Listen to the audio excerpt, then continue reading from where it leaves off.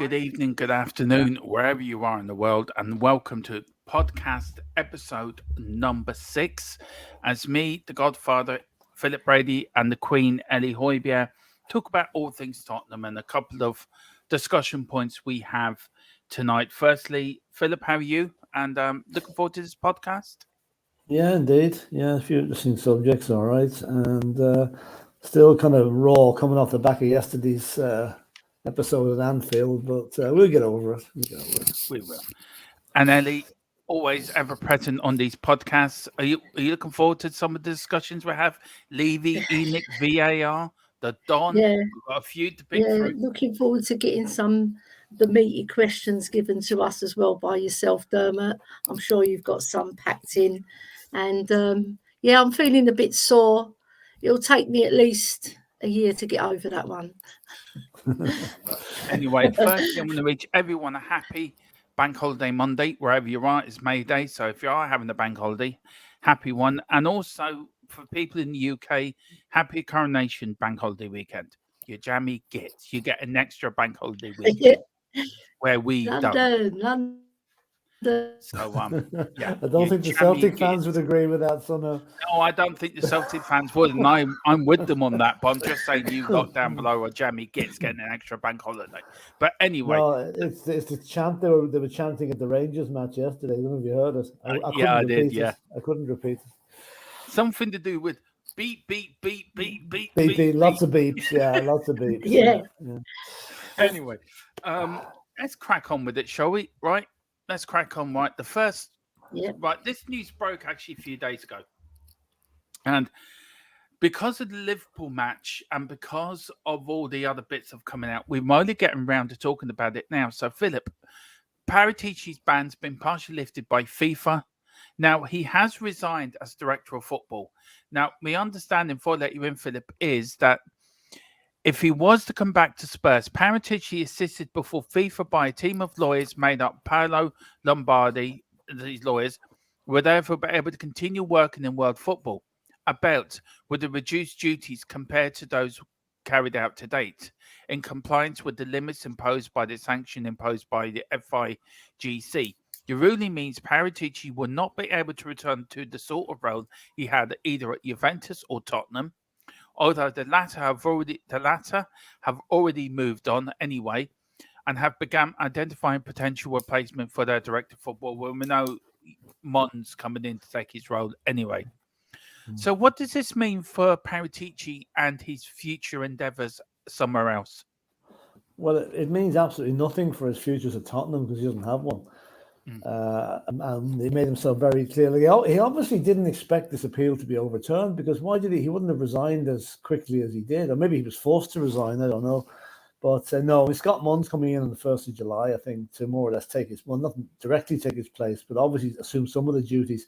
Like, I think if Paratici was allowed back, he'd be like, he wouldn't be allowed to have any monetary dealings, I don't think, because obviously what happened in Juventus. So if he was to come back, it would be on a limited role, which we don't really need.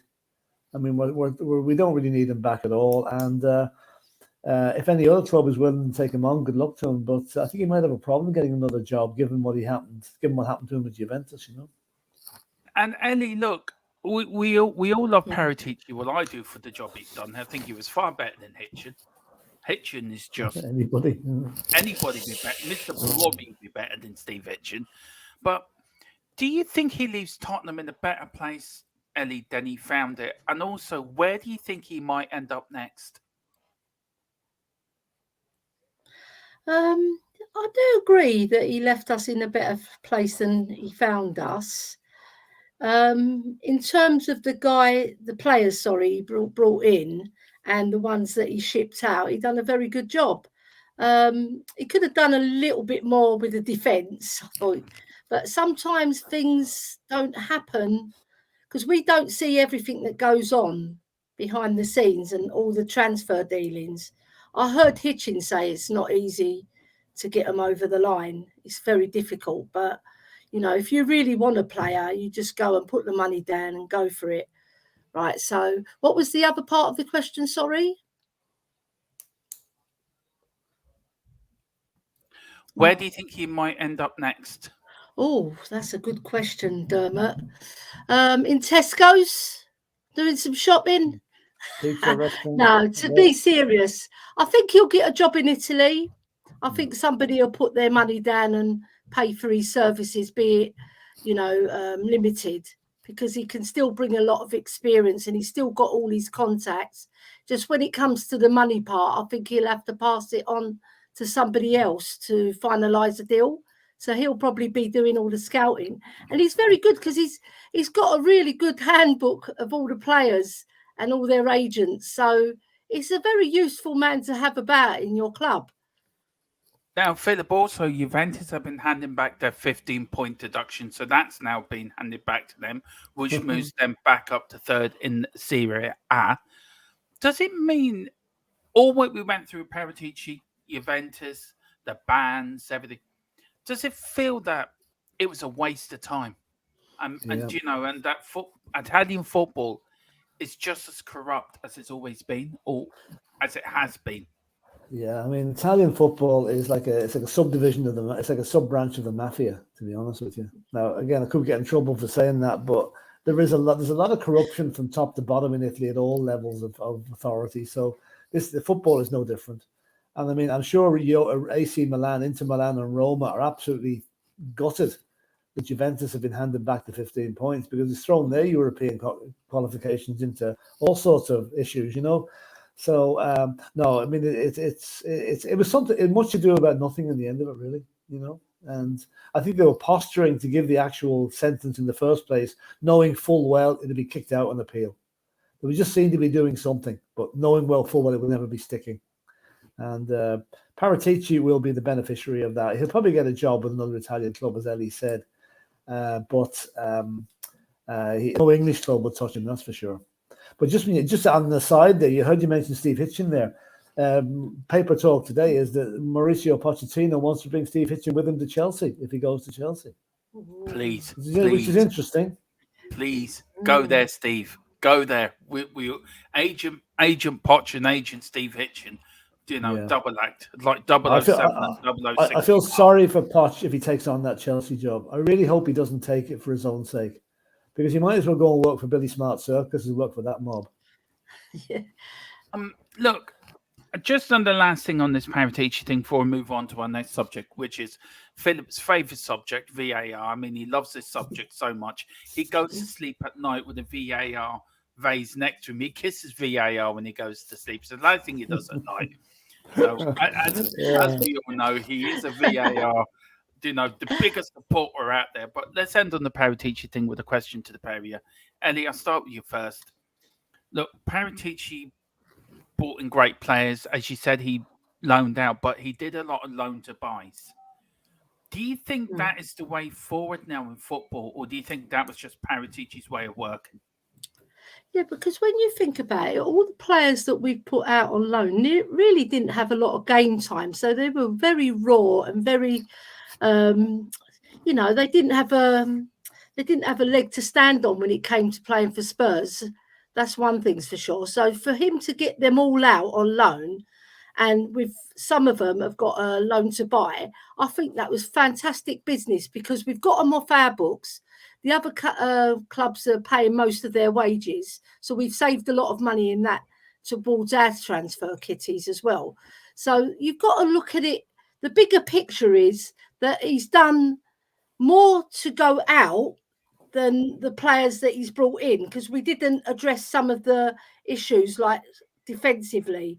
That's my take on it. But he's done a grand job. I think I've heard a lot of people say that he hasn't. But I disagree with them because a lot of those players weren't going to be bought outright because of the game time they had. So little game time. So I'll put my fingers, I'll put my thumb up, to Paratici. He's done a good job. I mean, Philip, look, we know we've got all these players coming back in the summer.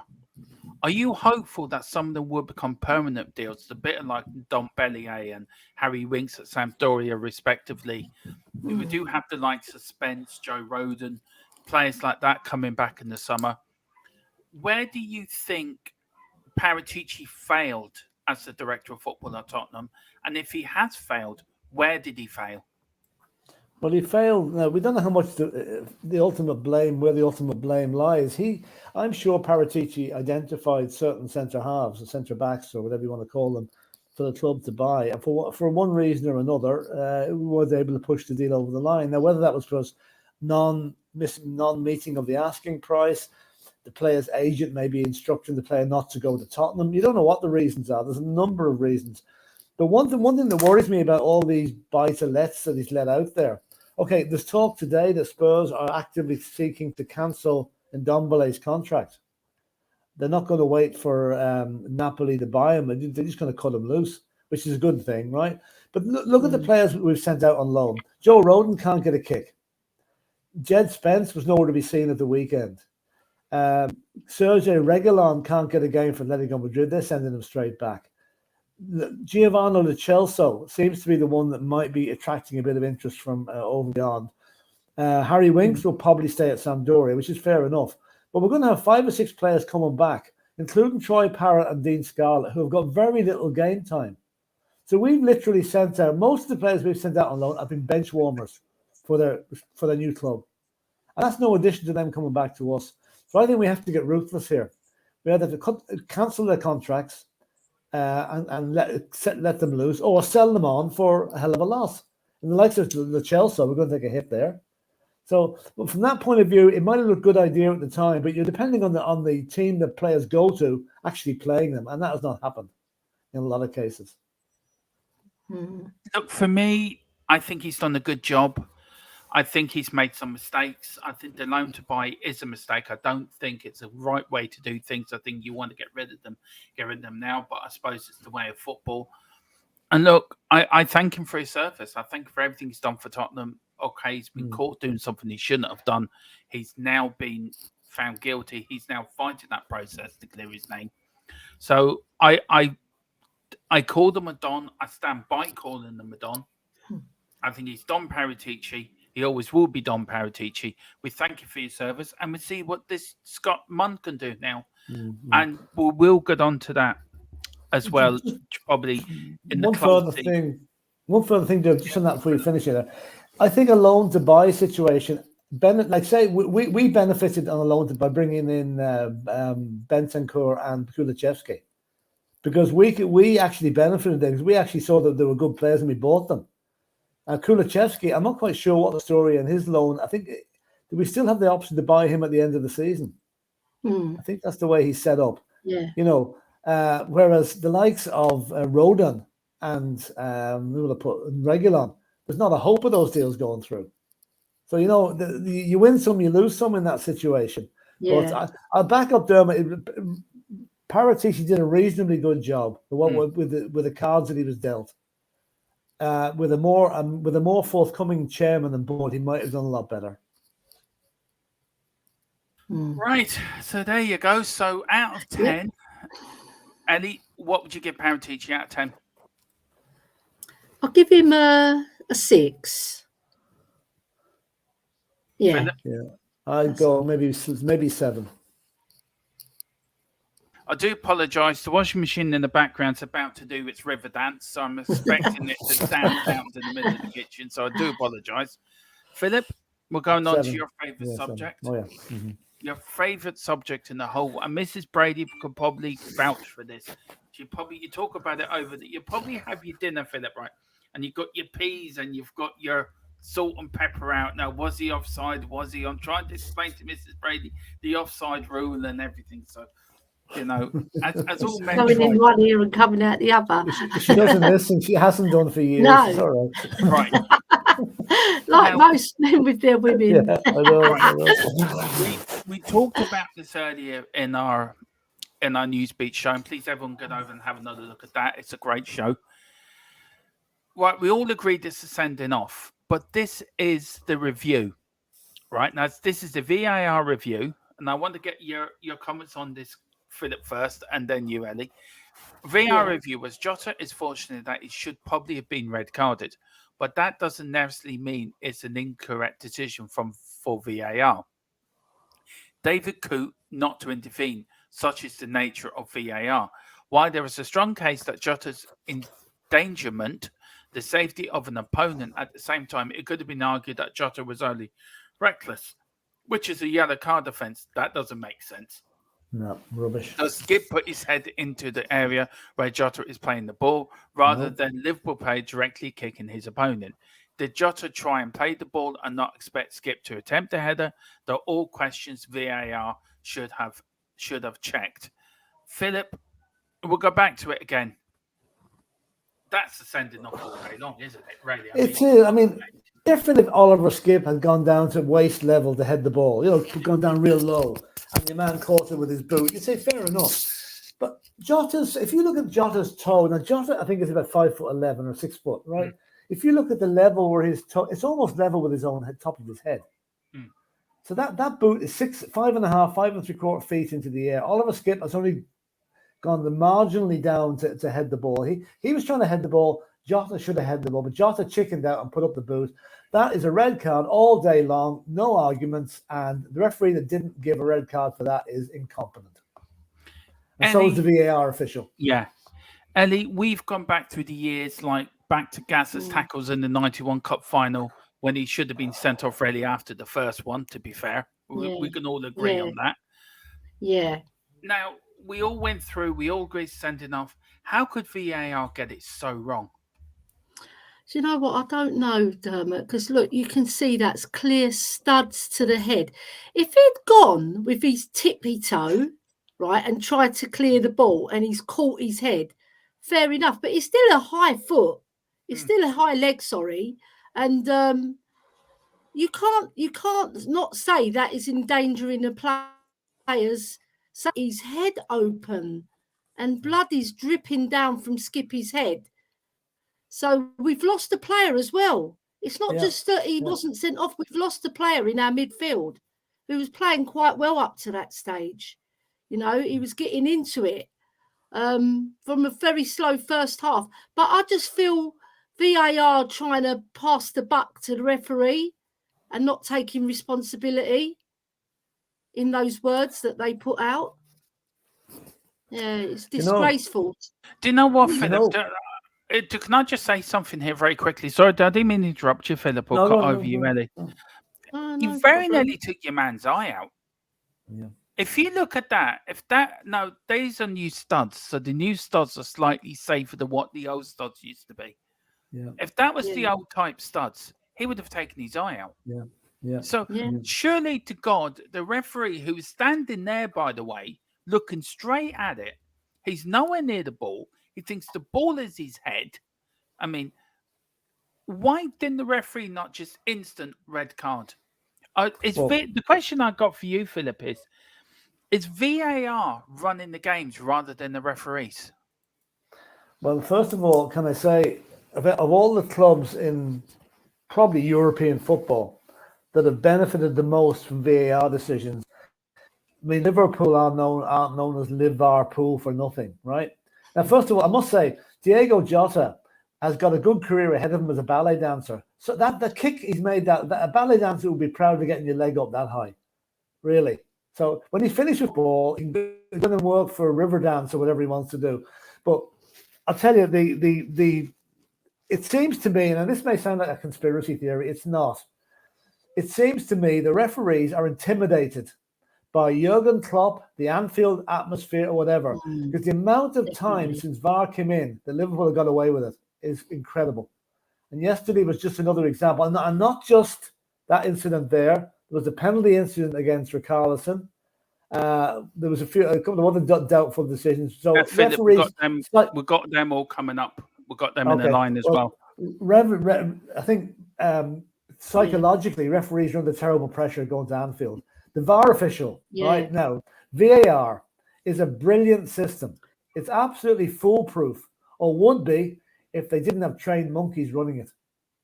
But not even trained monkeys. Each referee does a VAR stint seems to have a different interpretation of what the rules are, and that's what's killing it. It's a brilliant system, but it's been manifestly badly operated by the various referees that do it. And until that's sorted out, it's going to be an absolute joke, and there's going to be more and more of these contentious decisions.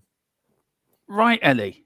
Yeah. Now, what can you see wrong in this picture? And mind you, there's a few wrong bits in this picture, to be fair. If you're really rude, you could make a few rude observations in this picture.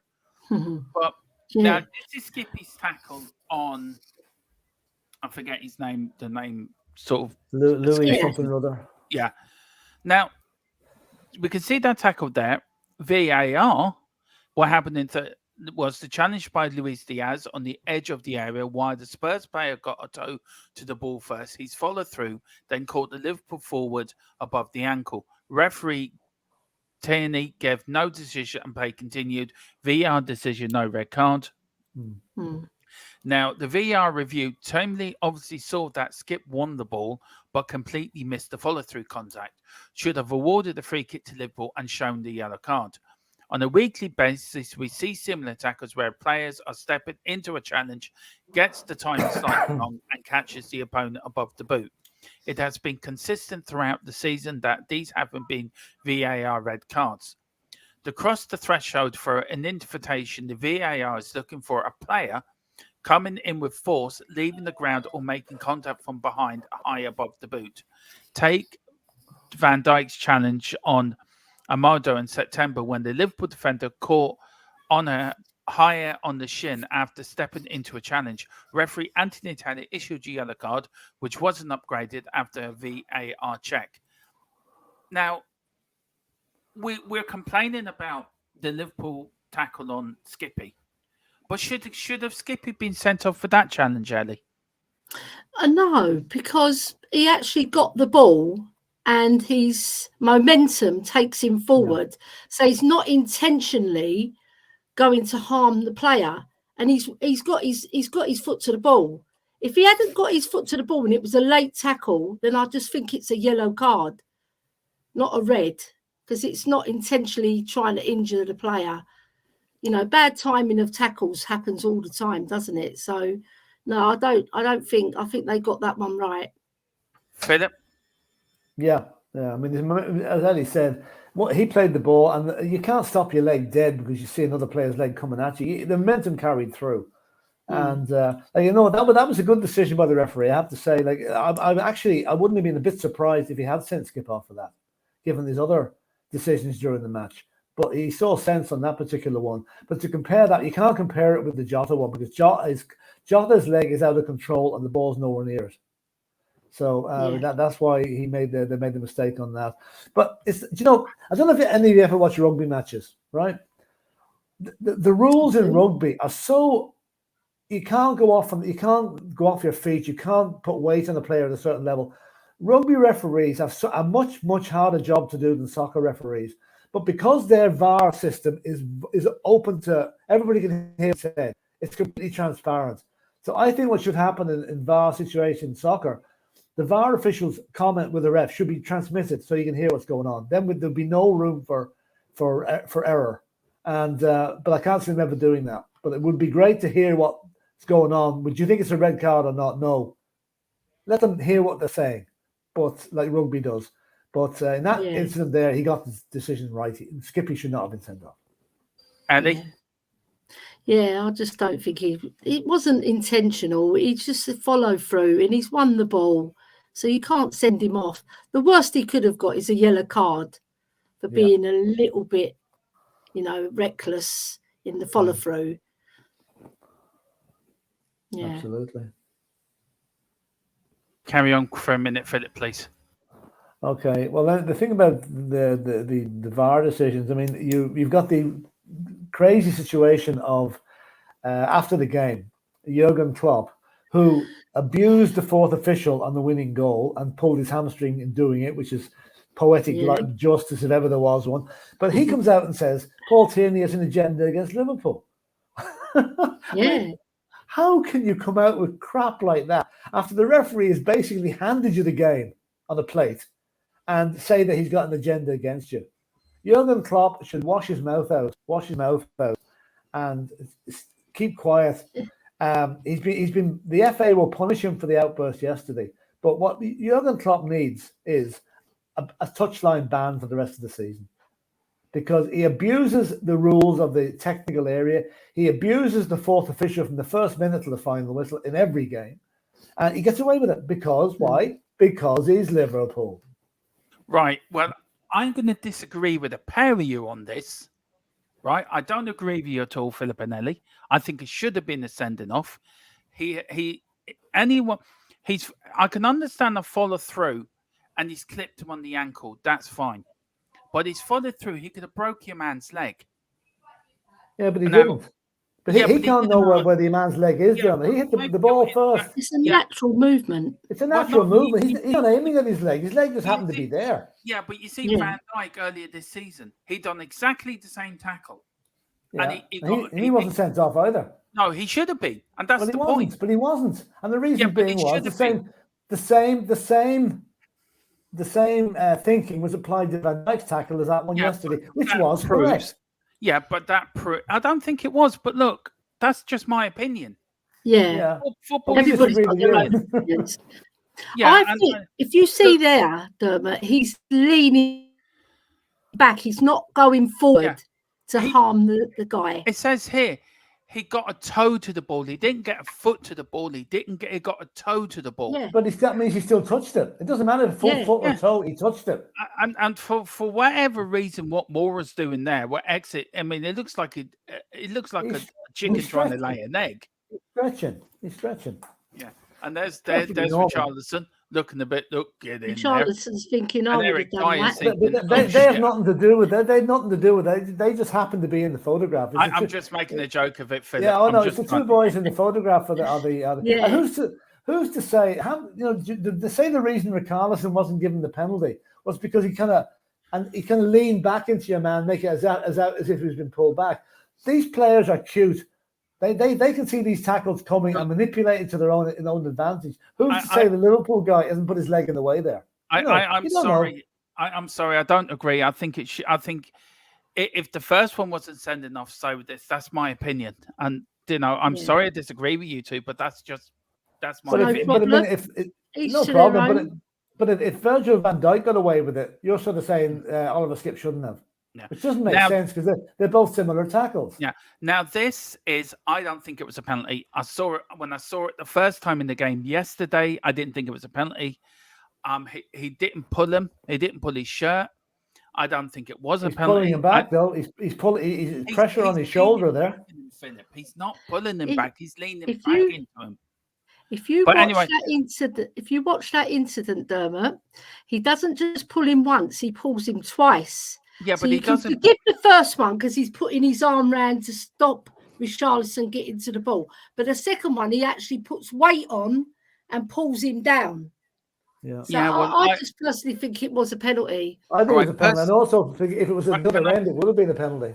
Yeah, well, just read this out quick. Personal penalty, Canute on Richarlison. What happened in the 85th minute? A cross came into the area from Pedro Porro. Conte had his left arm on Richarlison's chest. The striker went to ground asking for a penalty. The referee, Tony, made it clear there was no spot kick. VAR decision, no penalty. The review, while Canute took a huge risk by having his arm across the chest of Richarlison, the Brazilian international appeared to go down to ground in a way that didn't fit with the level of contact. That's my view on it. Richarlison, don't get me wrong, if it was a penalty, I would have been delighted and probably would have won us the game. But that's just my opinion. I think he made too much of it. Richarlison seemed to arch his back to intimidate Tate being pulled back. The Liverpool defender wasn't pulling or holding the shirt of Richarlison, so he wouldn't have been considered a clear and obvious error not to give a penalty. But Joe, every striker in the country is at it in the penalty spot. Any contact at all, they're trying to simulate a penalty. Sometimes they get away with it, sometimes they don't. Okay, Richarlison didn't get away with it yesterday. I agree with you, but I just don't think that was a penalty. There was not. If he had, he went down too easy, in my opinion. He made too much of it. If he didn't make too much of it, then they probably would have been given a penalty. But he made too much of it, and for me, it wasn't a penalty. There was no shirt pulling. If there was any glimpse of a shirt pull, then yeah, I agree, penalty all day long. But there wasn't. He went down too easy. As much as I love Richarlison, as much as it was He took the goal brilliantly. I'm glad he scored. I think he lets himself down on this side of the game where he goes down too easy. He starts making a meal of it too easy. And I think if he hadn't done that, then it would have been a penalty. But the way he acted, the way he went down like a sack, like he'd been shot, then no penalty. And I agree with the referee. I don't think it should have been a penalty. But I know you guys are going to disagree. No, if that's the case, he got two decisions right in the match. Then, yeah, some of those were given, some of them aren't. I'm not going to say whether it's a pen or not. It could have been given. It wasn't given. Yeah. But what I'm saying is, every striker in the Premiership is playing games like that now, trying the referee's patience, seeking to get away with it. Ali, what's your thoughts on that? And let me get up again. Yeah, I mean, you're in that. Look, I give my view. Look, like I said. Yeah, go on. Right, he puts his arm across Richarlison. Yes, Richarlison starts to go down, maybe theatrically, yes, but it's the second time that he pulls him. That's where I think it was a penalty, because if he'd just done the one arm, because a lot of players do that to put the striker off. But he did it the second time. He had the second bite at Richarlison. And that picture wouldn't show the second bite. His balance. That's why I think it was a penalty, not for the first incident. Because, like I said, a lot of strikers do that. When the defender puts their arm across, they'll just go down like a sack of bricks. But he went down like a sack of bricks, more or less, when the second arm came down as well, and wrapped his hand around his body and actually pulled him down to ground. Yeah. You see, I understand where you're coming from, Ellie, but I just don't get it. I don't Look, for me, Philip, what's your view on it before we move on to it's one of those ones? Like, I mean, it could have gone either way. Really, it could have gone either way. Yeah. I think there was enough contact. If the referee had given the penalty, I don't think there would have been many arguments about it. Okay. But the fact that he didn't. Now, see that picture there? If you reverse that and rolls on that, if that was Harry Kane with his boots up that high, they'd have him shot at dawn in Liverpool this morning. Okay. I want to do a little thing now with you all. Okay, little question. Right. It's like we're the VAR people, right? Decided. So do we all think this was? I think this was sending off. Philip, yes or no? Sending off? Of course it is. It's assault. Yeah. We'll just say, I just want yes or no. Yes. Yeah. Ellie? Yes. Okay, so that's a sending off. This one, I think, is a sending off, but a yellow card at most. Philip? Yellow card at most, but definitely not a sending off. Okay. Ellie? Same. Yellow card, not a sending off. Right. And then for me, this is Stonewall, no penalty, correct decision by the referee. Philip? I'm 50-50 on this. I think it could have been given, and if it had, there would be no protest, but it wasn't. So, Okay. Ellie? I'm about 70-30 on it. 70%. You should have been given the penalty. Penalty, yes or no? Yes. Yeah. Okay. So look, have your fun with that in the chat. Have your fun at home. It's a good bit of stuff that might bring into Newsbeat. We might do Philip Brady's VAR watch, and that'll cheer up, Philip. I'm sorry. Yeah, you're really making me feel good now. I'm sorry that got a bit tasty, but that's what these shows are about, different opinions. That's it. Now we're going on to our last subject. Mr. Levy, Joe Lewis, Enoch, hence the Wexford colours behind. As we're working for the Wexford Tourism Board, please come to Wexford County. Please come to County Wexford Island to get your lovely strawberries.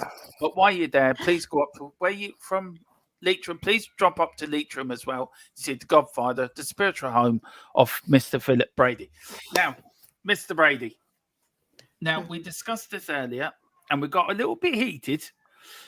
So I want to start off in this first question.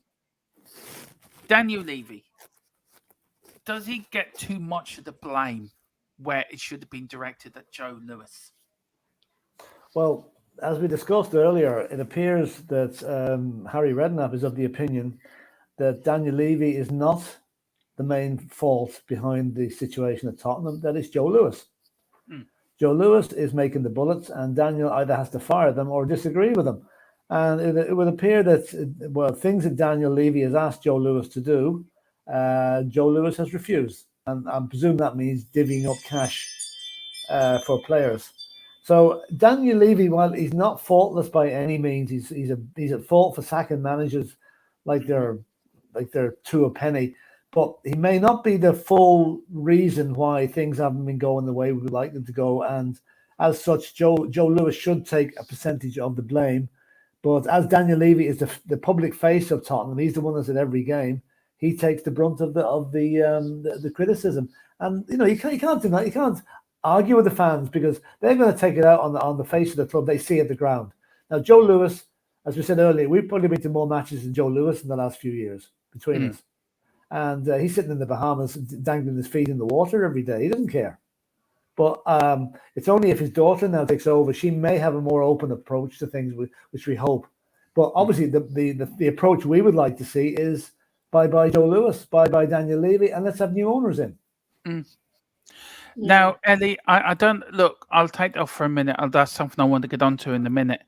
Ellie, look, I have this view now where I think Joe Lewis should be getting the blame as well, because I think as much as we all want change at Tottenham, I think there should be a balance of an argument put across that though Daniel Levy's the face of ENIC and he's the chairman, he's the face of Tottenham Hotspur. Where do you think the blame should be leveled at Joe Lewis? That if it is right that he isn't, every time Daniel Levy's gone to him and asked for money, he's always said no, no, no. Then, and whichever way he tries to do it, he doesn't get anywhere. Do you think ENIC's business plan is, well, if we can't get money, we just sack the manager? Do you think that business plan is wrong for football? Well, first, I'd like to address the fact that you've got to blame both of them. Obviously, if Lewis is holding all the purse strings and he's not giving Daniel what he asked for, then his hands are tied. So you'd apportion most of the blame to Lewis then. But we all don't know what goes on behind closed doors, so it's only conjecture. And what Harry Redknapp has told us, he has got a bigger insight. And if he's blaming Lewis for most of it, then he must have some substance and some evidence of that. He's not going to just come out with that for no reason. Yeah. In regards to the way forward, I would like to see a chairman who's got ambition and owners that come in who've got a vision for our club to make our club great again. Like, look at Man City. They seized the power. They got money behind them as well, but they've seized the power. And we're left in the wayside with a lot of other clubs. I mean, they're dominating. So we need to get up there with the Man Cities of this world. And we need richer owners who are going to put their hand in their pocket as well, like Newcastle owners have done, and invest in our club and make that vision come true for all us fans, because we've been suffering 15 years without a trophy. Yeah, but 22 years just one trophy. It's not good enough. It's no, not acceptable. I know that, Ellie. But the point I was making was, I know, Philip, you have to go in a minute, so Yumi can continue this on, Ellie, for another 10, 15 minutes. But the point I was making, Philip, is their business plan not good? Is their ENIC and Levy? Is ENIC's business plan not suited to football? Their business plan. That's what I was trying to get. I think ENIC. I think the crucial word in the acronym ENIC is the third letter I. Investment. It's investment. Now, they are out to make money for their investors, right? So their business plan does not only incorporate the soccer end of it, incorporates all other aspects of their business, whether that's property or whatever. I don't know what the rest of the business is. But it seems to me the same business plan is applied to the entire portfolio. And that does not work, because soccer has to be dealt with in a separate way. Like running a soccer team is not the same as running a block of flats and collecting the rent every week. Exactly. So they have not adapted their business plan to suit the soccer end of it. So as such, the answer to your question is no, their business plan does not suit soccer. and never will suit soccer. We need an owner whose business plan is based on football alone. Okay, have some ancillary investments like the boxing matches and the rock concerts. They're fair enough. Great, no problem. But as long as that money is utilised for the good of the team and not for the good of the shareholders. Can I just make one thing clear? I'm not Levy in. For anyone gets into the comments or puts it in the thing that Dermot's a Levy lover, that's just bullshit. I am not a Levy lover. I'm not a Levy in. I'm not paid by the club. I am nothing to do with Tottenham Hotspur Football Club, which has been accused to me in the past. I'm just trying to bring out a constructive conversation by playing devil's advocate. Now, I wrote these questions out so me, Ellie, and Philip can talk about them in a mature, in a respectful way. Now, just because I asked a different question doesn't mean that I'm a Levy lover. So anyone thinks that in the chat, go and do one. I'm fed up with it. So, rant over. Right. So on that point then, Philip, I just asked a question for you because I know you have to go. We all want Levy out. We all want change at Tottenham. Hence the background, purple and gold to Tottenham are sold. We've got the Man United takeover happening with, I think the Qataris are probably going to win that bid. That leaves Jim Ratcliffe probably to look elsewhere. Yeah. Could Jim Ratcliffe come to Tottenham? But could there be a scenario that Jim Ratcliffe takes over but leaves Levy in charge? Yeah, well, apparently Jim Ratcliffe's proposal to buy Manchester United would have allowed the Glazers to retain a 20% stake in the club. So if he pursues a similar route at Tottenham, then that would look very much like he'd be allowing ENIC to maintain a 20% stake, which means Daniel Levy could well be at the club. But I would imagine if Jim Ratcliffe has any sense, he'll appoint himself as chairman, right? And Daniel Levy somewhere else down the chain of command, because we can't be going just because new 80% new owners. We can't be going through with the same old again. Jim Ratcliffe has to come with a new vision for the club, which I think he would have. But again, the problem we're going to have, as we all know it, whatever Manchester United goes for, Tottenham cannot expect to go for the same amount. We're not as big a club as Man United. We haven't as big a worldwide footprint as Man United. So if Daniel Levy and Joe Lewis decide that they want an extra $1 billion on top of what United cost, there is not a hope anybody's going to pay that money. So that's the catch-22 we're going to find ourselves in. I think, you know.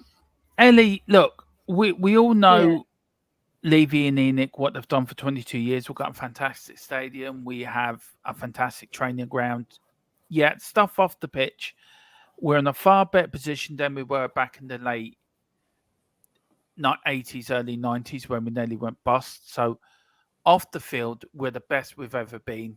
On the field, it's been 20 odd years of failure apart from 2008. Now, I want to bring up a list of these managers here. At least since 2001, we've had George Graham was manager when ENIC took over. And can I just point out that ENIC were part of the group that helped Terry Venables and Alan Sugar buy out Tottenham Hotspur. So they've had a stake in Spurs since 1991. But we've had Hoddle, Santini, Martin Jol, Ramos, Redknapp, Villa-Bias, Pochettino. Then we've had Nuno, Conte, and then waiting for a new manager. And then, of course, we've had Stellini, Mason, Clive Allen, David Pleat as caretaker managers. Out of all them 14 managers, only Harry Redknapp and Pochettino were the longest-serving managers under Daniel Levy. Yeah. Does Daniel Levy have too much of a sack now? Fix it. Has he thought some of these sackings true? That sack him now, and then he thinks halfway down the line, oh shit, I made a mistake. Do you know what I mean? The likes of Pochettino and Harry Redknapp, the two longest-serving managers under his reign. Where do you think it went wrong for him with the fans? I personally think it was with Pochettino because the fans absolutely adored him. And, I mean, they're singing his name now. That's how much they love him. not all the fan base want him back. Judge, can I just stop at the there for a time when minute, he was Ellie? our manager, he Can I made us just stop, play tremendous Ellie? football. Can I stop there, Philip? I know you need to go, and then I'll get Yeah, back to you. unfortunately, I have to go. So listen, Yeah. I'll continue this. Yeah. Good to talk. I enjoyed that. Now, sorry, I have to go. We have a time constraint here today. And Yeah. I'll talk to you soon, lads. Yeah, Okay. talk to you soon. But back tomorrow. See you tomorrow, See you Philip. tomorrow. All the See you, best. Philip. All the best. Now. Bye, Bye, bye, darling. Bye now. Bye-bye. Right, I'll take Yeah. Philip out there. All right, sorry, Ellie, I didn't mean to interrupt you. No, it's okay. Sorry. Don't worry. Sorry. It's okay. Right. So yeah, with Pochettino, he's left a good mark in the Spurs fans' hearts who were with him with the style of football that he brought to our club. And we were nearly there. But then he had the sour period where we never won away for 10 months, I believe. So look, if he stuck with Pochettino and it went worse, then his legacy wouldn't be the same as it is now, because there's still that magic, song being belted out at White Hart Lane. So look, it swings and roundabouts. He's trying to get the right blend for Spurs, but he's made some quite big cock-ups with the fans in terms of the style of football. Because we were all on board when Conte's football was winning, but as soon as it started losing, then the sour grapes started coming out, and a lot of fans were disillusioned with the way we were playing. Yeah, it's the same under Pochettino. It's the same under Mourinho. It's the same under Conte. Same fans. Yeah. This isn't. We want the Tottenham way. We want. We were getting the Tottenham way under Pochettino, but it wasn't good enough. We were getting the Tottenham way under Harry Redknapp, and it wasn't good enough. Now, look, I can understand we're desperately in need of a trophy, and that's for another show. It really is. Look. Yeah. We've had 3 defensive managers, Ellie, and since Poch. Now it looks like we could go either for Nagelsmann, or we could be going for Salt as well. I think them 2 managers. Slot, that's the other manager as well. Where does Levy go now with the management of Tottenham? And also, if it is true that Joe Lewis has been holding back the purse strings, and his daughter comes in and starts spending money on players and getting the right players and backing the managers, as playing to the effect of playing devil's advocate here, does that change the ball game completely with Levy and the fans? See, there's a little bit of a misconception with the Levy outers. All they want, and myself, I'm one of them as well, all we want is the best for our club. Like any fan, even if you're Levy in or Levy out, we all want the best for our club. We all want us to be successful. We all want us to see trophies coming our way. Because when you see clubs like Man City, who came from obscurity and they've dominated British football for the last 7 or 8 years, and you just feel like we're such a big club with such a glorious history. Dermot, I've seen you when you get passionate as well. I miss my Tottenham. Yeah, we all miss that Tottenham that we knew. I'm even before you, Dermot, but it doesn't matter where you came in, you still want success for your club, right? So the fans feel disconnected as well, because there's no transparency from the club of the way forward, how we're going to go forward, our vision, what we want, how we're going to achieve it. But on the spin of that, Ellie, look, we've had 3 different. I've lived under 4 different owners. We both have, you and me. We had the Richmond family under Bill Nick, under Keith Burkitt, up to Scholar, took over in '83. Then we've had Alan Sugar and now Enoch. Yeah. Has football changed so much since the Richmond era to the Enoch era, that it's changed so much that it's harder now there's harder now to build a successful football club unless you're prepared to put in billions upon billions upon billions.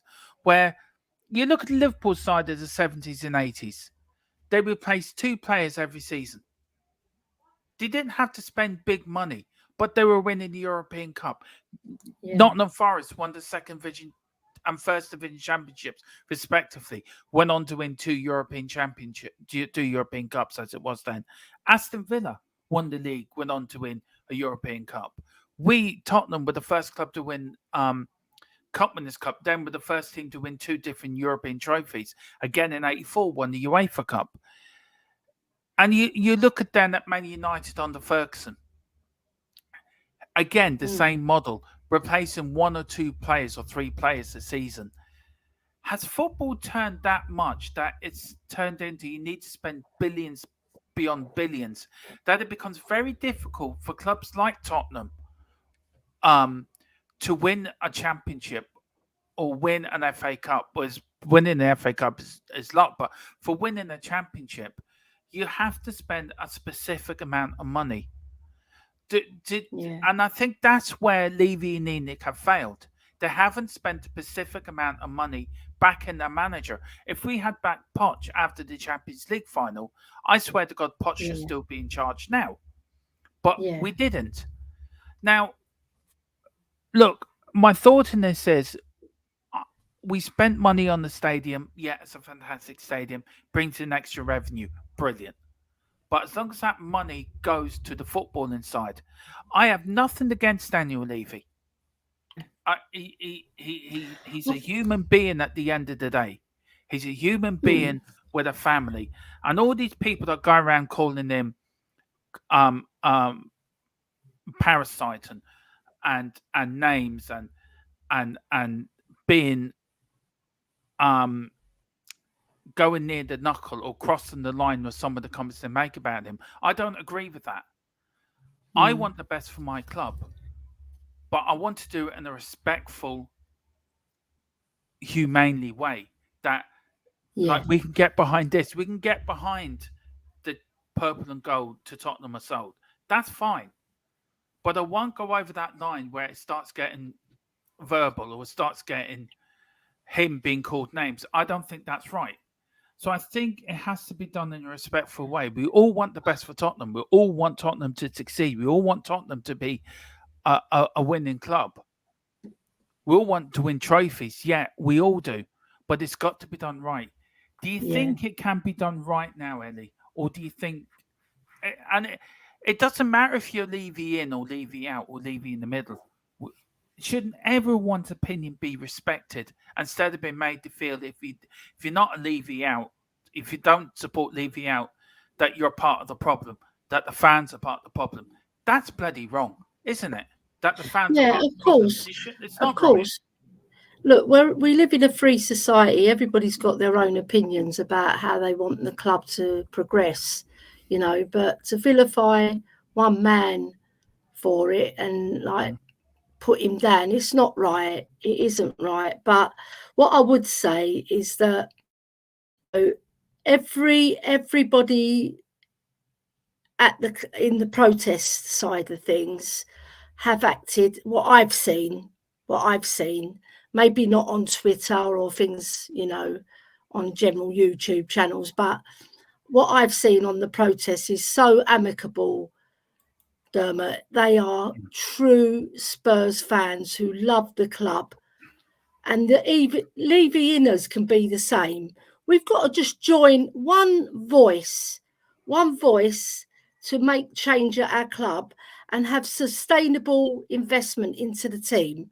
So it's all very well having a sustainable club. You've got to have a sustainable investment into the team as well. And that's what Man City have done very well. They've invested, but it's not how much you spend as well. It's who you buy and what positions you fill and the whole vision of the club so that you can gel a team together in the mould of that manager and give him the tools to make it successful. With the Levy inners, you know, they have a voice as well. They see progress. So you can't you can't knock people for seeing that the club has progressed.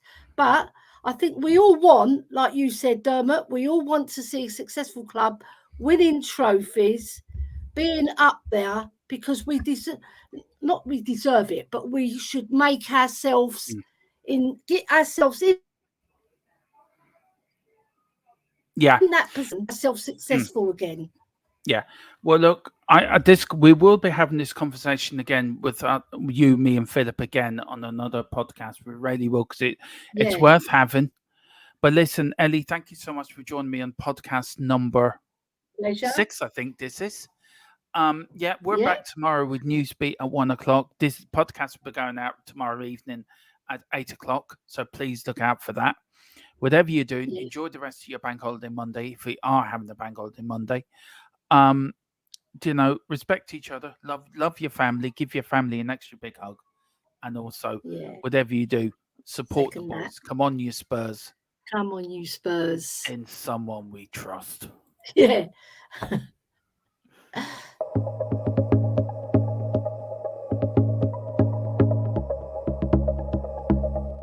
Sorry, very quickly before we go, you can find this podcast on Spotify and Amazon Music as well.